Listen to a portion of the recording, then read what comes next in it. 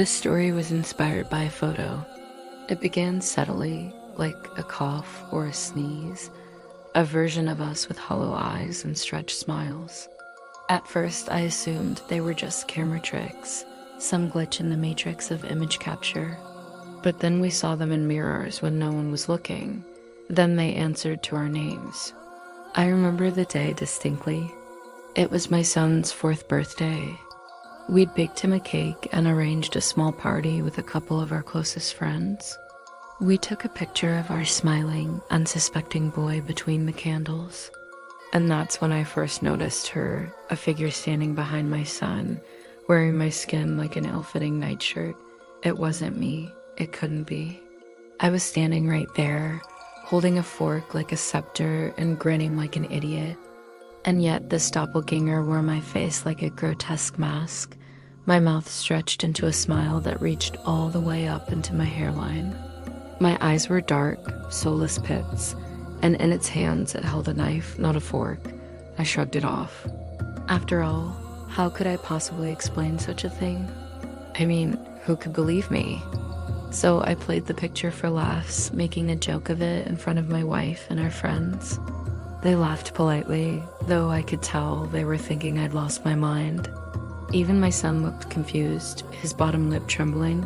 "What's wrong with that?" he asked, pointing at the photo. "That's funny, buddy," I said, ruffling his hair. "You have 2 daddies now." He didn't laugh. That night, after the kids were asleep, I confronted my wife about the photo. She looked at it, then at me, then back at the photo. "I don't see anything," she said finally. "I'm sorry, honey," I whispered, suddenly ashamed. "It's probably just stress." "I haven't slept much lately." She pulled me close. "Of course it is," she murmured, kissing my neck. "Don't be silly." But I knew what I'd seen. And so began the haunting. First the photographs. Then we saw them in mirrors when no one was looking. Then they answered to our names. Last night I woke to my doppelganger sitting on my bed, wearing my skin like ill-fitting pajamas. "We're practicing," it whispered in my voice. This morning my son asked why Daddy had 2 shadows. I lied and told him we were just playing. But as I looked at his innocent face, I realized we'd never escape this fate. The worst part, when I screamed at the thing wearing my wife's face, it screamed back perfectly. My screams echoed through the house, bouncing off the walls like a rubber ball. My wife ran down the stairs, her eyes wide and fearful. "What's wrong?" she cried, throwing her arms around me. "Is everything okay?" But I just stood there frozen, staring at the grinning specter of my son standing at the top of the stairs.